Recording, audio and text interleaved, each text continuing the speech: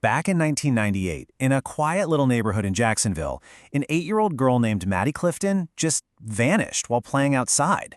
What followed was this massive, week-long search that had the entire community on edge. We're talking hundreds of volunteers, the National Guard, even the FBI, all looking for this one little girl.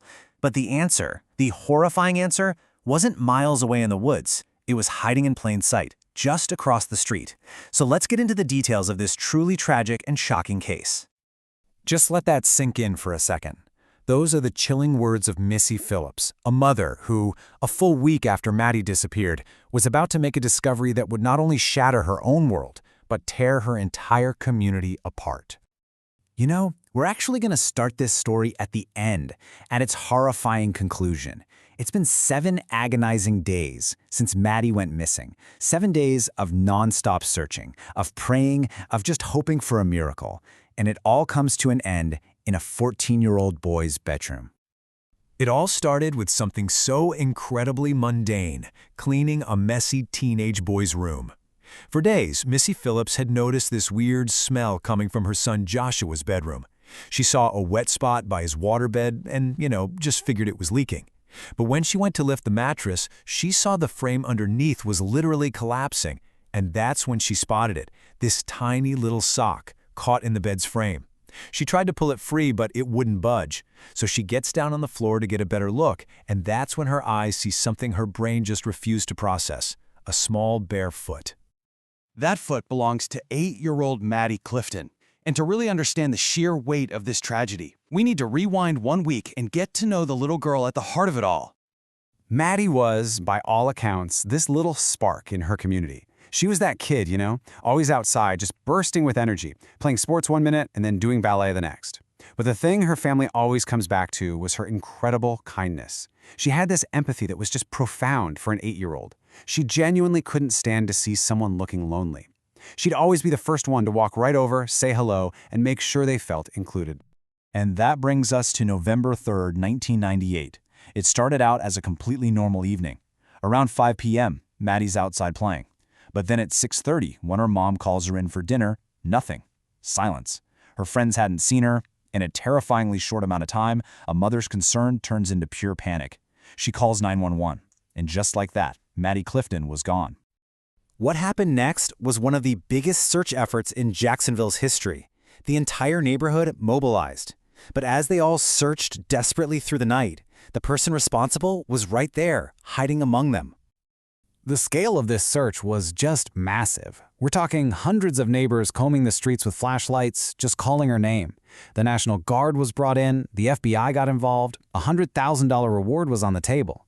But here's the most chilling part of all. Her 14-year-old neighbor, Joshua Phillips, the very boy in whose room she was hidden, was apparently out there with everyone else, pretending to help look for her. Police were going door to door, and this quote from a patrol sergeant is just bone-chilling. The day before Maddie's body was found, this officer was standing in Joshua Phillips's bedroom, the exact room where Maddie was hidden. He's interviewing the teen, who just sits there on his bed, petting his dog, completely calm, totally unaffected. He was literally sleeping on top of her body for a week. Okay, so once the discovery was made, Joshua Phillips was taken into custody, and he confessed. But the story he told and the story the evidence told were two very, very different things.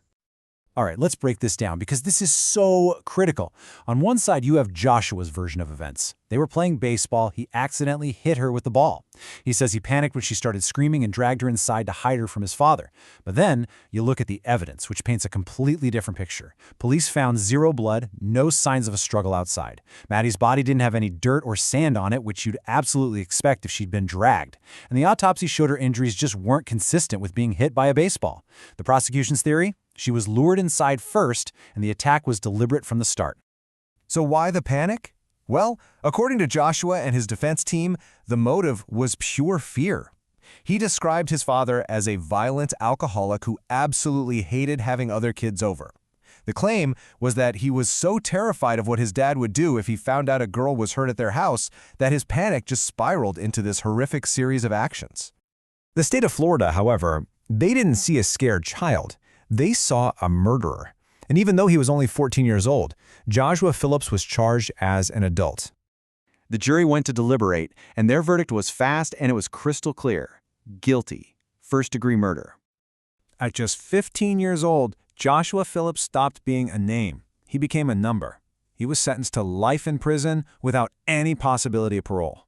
His identity became inmate number J11775. But the story didn't end with that sentence. Not even close. The legal battles have actually continued for decades. See, after a major 2012 Supreme Court ruling said that mandatory life sentences for juveniles were unconstitutional, his whole case was revisited. In 2017, he was resentenced to life, but this time with a possibility of review after 25 years. Which brings us to 2025 when he can seek that review. For the Clifton family, this constant cycle of court dates means the trauma is just relived over and over and over again. One horrific act doesn't just end one life. It shatters countless others. It's like a stone thrown in a pond. The ripples just keep spreading. Let's look at the profound, lasting impact this had on both families. Maddie's sister, Jessie, talked about how the murder completely redefined who she was. In the middle of her own crushing grief, she suddenly wasn't just Jessie anymore. She was defined by her family's tragedy, forever known to the world as Maddie Clifton's sister. And then you have this, something truly incredible and heartbreaking. This unlikely, tragic bond that formed between the two mothers, Missy Phillips and Sheila Clifton. They were often seen sitting together during court hearings. As Missy put it, they shared a sorrow, a devastating understanding that only two mothers in their impossible situations could ever have. And after all the trials, all the confessions, and decades of pain, this is what's left for the family. The autopsy couldn't answer it. Joshua's confession couldn't really explain it. The one question that still haunts them is the simplest and most impossible one of all. Why? Those ripples spread out for decades, changing so many lives. Maddie's parents, who were high school sweethearts, they ended up divorcing after 25 years, just unable to navigate their grief together. Joshua's father was killed in a car accident just 2 years later. And in a final, poignant twist, Maddie's sister Jessie started looking after Missy Phillips, the woman who found her sister's body, helping her with groceries, making sure she wasn't alone, a gesture that perfectly mirrored the exact kind of kindness that defined Maddie herself. And that's really where this whole story leaves us. Maddie Clifton knocked on her neighbor's door because she saw a kid who looked lonely. She was just trying to be a friend. So the most important question, the one that we'll probably never have an answer to, is how an act of pure childhood kindness could lead to such an unthinkable tragedy.